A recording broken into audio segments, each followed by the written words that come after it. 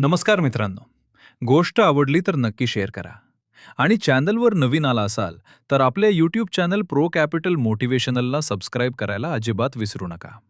मित्रांनो, आज आपण महाराष्ट्राच्या राजकारणात घडणाऱ्या एका मोठ्या घडामोडीबद्दल बोलणार आहोत. राज्यसभा निवडणूक 2026. 7 जागा, मोठी राजकीय समीकरणं आणि सत्तेचा मोठा खेळ. ही फक्त निवडणूक नाही, हा आहे महाराष्ट्राच्या भवितव्याचा राजकीय संघर्ष. तर चला, संपूर्ण कथा समजून घेऊया. मित्रांनो, राज्यसभा ही भारताच्या संसदेमधील वरची सभा आहे. लोकसभा थेट जनतेतून न निवडली जाते, पण राज्यसभा सदस्यांना निवडतात राज्यातील आमदार. म्हणजेच राज्यसभेची निवडणूक ही अप्रत्यक्ष असते आणि त्यामुळेच राज्यसभेची निवडणूक म्हणजे थेट आमदारांच्या ताकदीची परीक्षा असते. 2026 मध्ये महाराष्ट्रातून एकाच वेळी 7 राज्यसभा सदस्यांचा कार्यकाळ संपत आहे आणि त्यामुळे 7 जागांसाठी निवडणूक होणार आहे. ही संख्या खूप मोठी आहे, कारण एका राज्यातून एकाच वेळी इतक्या जागा रिक्त होणं हे राजकीयदृष्ट्या अत्यंत महत्त्वाचं आहे. मित्रांनो, ज्यांचा कार्यकाळ संपतो आहे ते काही मोठी राजकीय नावे आहेत. विविध पक्षांचे नेते, ज्यांचा प्रभाव राज्य आणि केंद्र दोन्हीकडे आहे. म्हणूनच या जागांसाठी उमेदवारी कोणाला मिळते हेच सगळ्यांसाठी मोठं प्रश्नचिन्ह आहे.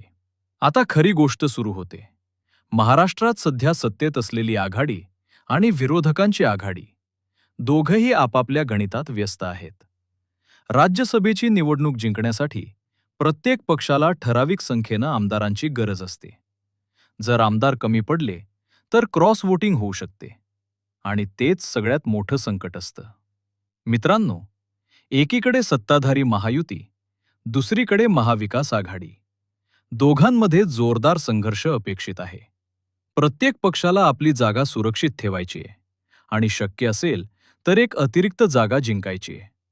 यासाठी सुरू आहे आतून चालणारी चर्चा, गुप्त बैठका आणि रणनीती. राज्यसभा निवडणूक ही पूर्णपणे आकड्यांवर आधारित असते.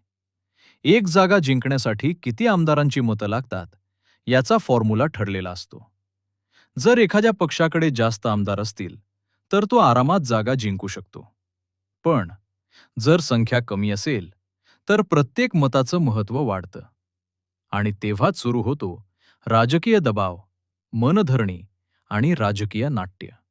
मित्रांनो, इतिहास सांगतो, राज्यसभा निवडणुकीत कधीकधी क्रॉस वोटिंग होते.